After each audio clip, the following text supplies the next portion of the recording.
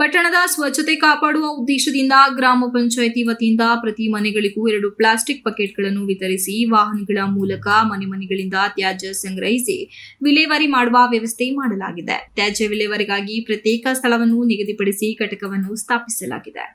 ಆದರೂ ಕೆಲವರು ರಸ್ತೆ ಬದಿಗಳಲ್ಲಿ ತ್ಯಾಜ್ಯ ಸುರಿಯುತ್ತಿರುವುದು ದುರಾದೃಷ್ಟಕರ ಎಂದು ಮಾಜಿ ಗ್ರಾಮ ಪಂಚಾಯಿತಿ ಅಧ್ಯಕ್ಷ ಸಂಕಪ್ಪ ಹಾಗೂ ಸದಸ್ಯ ವಿಜಯರಾಜು ಬೇಸರ ವ್ಯಕ್ತಪಡಿಸಿದರು. ಇತ್ತೀಚೆಗೆ ಲಿಂಗಪುರ ಗ್ರಾಮದ ಸ್ಮಶಾನದ ತಿರುವು ಸಮೀಪದ ರಸ್ತೆ ಬದಿಯಲ್ಲಿ ಗೃಹ ತ್ಯಾಜ್ಯದ ಜೊತೆಗೆ ಮಾಂಸಾಹಾರಿ ತ್ಯಾಜ್ಯಗಳನ್ನು ಸುರಿಯುತ್ತಿರುವ ಘಟನೆಗಳು ಮರುಕಳಿಸುತ್ತಿವೆ. ಇದರಿಂದ ಪರಿಸರ ಮಾಲಿನ್ಯ ಉಂಟಾಗುವುದರ ಜೊತೆಗೆ ತ್ಯಾಜ್ಯಕ್ಕಾಗಿ ಬರುವ ಬೀದಿ ನಾಯಿಗಳಿಂದ ವಾಹನ ಸವಾರರಿಗೆ ಅಪಾಯ ಎದುರಾಗುವ ಸಾಧ್ಯತೆಯೂ ಹೆಚ್ಚಿದೆ ಎಂದು ಅವರು ಹೇಳಿದರು.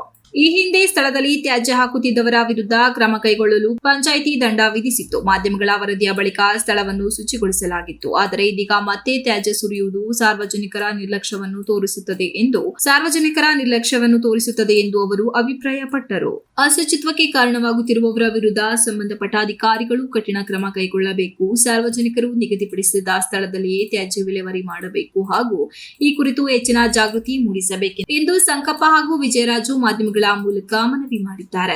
ಇವತ್ತು ನಿನ್ನೆಯಿಂದ ನಡೀತಾ ಇಲ್ಲ. ನಾನು ಗ್ರಾಮ ಪಂಚಾಯತಿ ಸದಸ್ಯ ಆಗಿದ್ದಂಥ ಸಂದರ್ಭದಲ್ಲಿ ಈ ಘಟನೆಗಳನ್ನು ನೋಡಿ ನಾನು ಅರೇಹಳ್ಳಿ ಗ್ರಾಮ ಪಂಚಾಯತಿಗೆ ಮನವಿ ಸಲ್ಲಿಸಿದ ಮನವಿ ಮೇರೆಗೆ ಅವರು ಈ ಭಾಗವನ್ನು ಶುದ್ಧವಾಗಿ ಇಟ್ಟುಕೊಂಡಿದ್ದರು. ಇಟ್ಕೊಂಡಿರ್ತಕ್ಕಂತಹ ಪ್ರದೇಶನ ಮತ್ತೆ ತಿರ್ಗಾ ಸಾರ್ವಜನಿಕರು ಈ ಭಾಗನ ತುಂಬಾ ಕೆಡಿಸ್ತಾ ಇದ್ದಾರೆ. ಅದಕ್ಕೋಸ್ಕರ ಸಾರ್ವಜನಿಕರಿಗೆ ಇಷ್ಟಪಡ್ತಾ ಇದ್ದೀನಿ ಅಂತಂದರೆ ಇದು ನಮ್ಮೆಲ್ಲರ ಸೊತ್ತು. ಇಲ್ಲಿ ನಾವು ಎಲ್ಲ ಶುದ್ಧವಾಗಿದ್ದರೆ ನಾವು ಸಹ ಶುದ್ಧವಾಗಿರ್ತೀವಿ, ನಾವು ಸಹ ಆರೋಗ್ಯವಂತರಾಗಿರ್ತೀವಿ ಅಂತ ಹೇಳ್ಬಿಟ್ಟು ನಾನು ಹೇಳೋದಕ್ಕೆ ಇಚ್ಛೆ ಪಡ್ತಾ ಇದ್ದೀನಿ. ಸಾರ್ವಜನಿಕರು ಈ ಬಗ್ಗೆ ಹೆಚ್ಚಿನ ಗಮನ ಹರಿಸ್ಕೋಬೇಕು ಅಂತ ಹೇಳ್ಬಿಟ್ಟು ತಮ್ಮೆಲ್ಲರಲ್ಲೂ ಮನವಿ ಮಾಡ್ತಾ ಇದ್ದೀನಿ. Ganesh TV 46 news Kannada, Belur.